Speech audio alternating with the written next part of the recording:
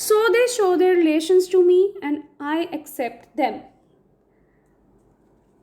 The poet, after discussing how animals are better than humans, says that animals show their relations to him and he accepts them. In other words, the poet says that his nature and thinking, how there is relationship between poet or humans and animals.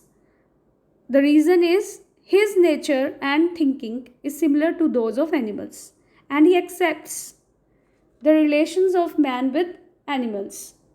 They bring me tokens of myself. Tokens means reminders. Of myself means the poet or the humans. In other words, symbols of what man or the poet was earlier, with basic values of innocence and simplicity.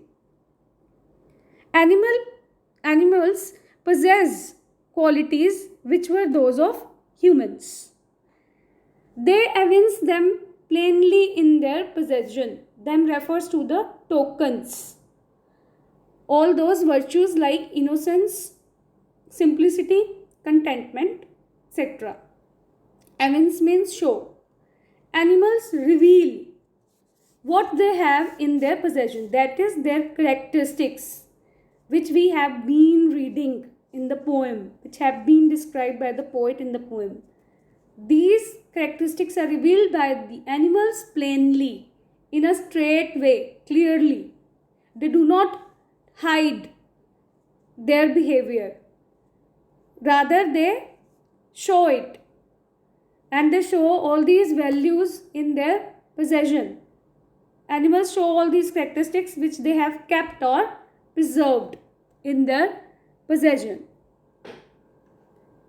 Now, here in the line, they bring me tokens of myself. We can see that metaphor is used. Virtues are compared to tokens without using as or like. Let us discuss. Alliteration is also used because of the repetition of the letter M sound is repeated. There is an indirect comparison between tokens and the virtues that were once possessed by humans without using as or like is called indirect comparison.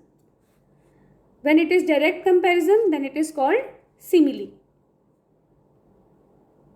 Plainly in their possession.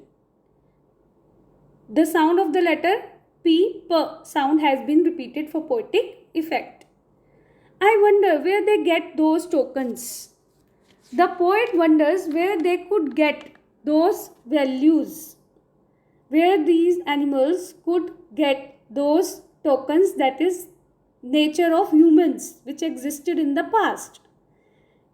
In the final line, did I pass that huge times ago and negligently drop them? Negligently means carelessly. Drop means leave. The poet further wonders, did I pass them? He thinks whether he, that is humans, passed that way huge times ago, means had those virtues long time ago but dropped them. That is, left them carelessly, negligently. The poet wonders whether he accidentally dropped those virtues on his onward journey. So, the poem is satirical comment on man's ways of being pretentious and false.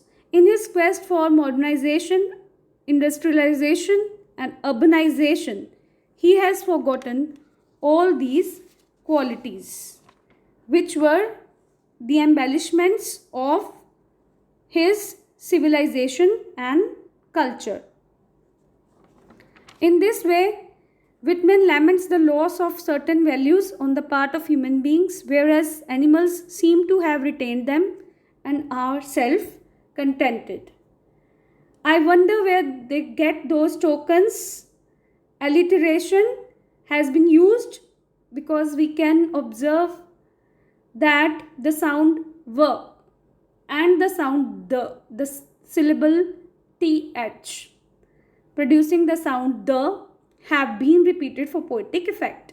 Again, we can say that here metaphor is used because the same word is repeated. Tokens, indirect comparison between the tokens and the virtues that were once possessed by humans.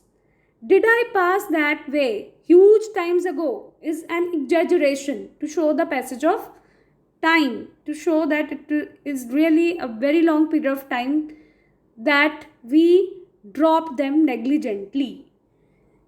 So here is exaggeration, so here hyperbole is used, and this is very important to notice that the question which is asked in the end is not asked to get any answer. It is only asked to emphasize the fact that man himself has dropped all those virtues which were gifted to him by God. Man was made to be supreme creation of God because he was gifted with discriminative intellect. His conscience keeps on telling him on every step what is right and what is wrong. But because he has curbed his intellect, he does not follow it.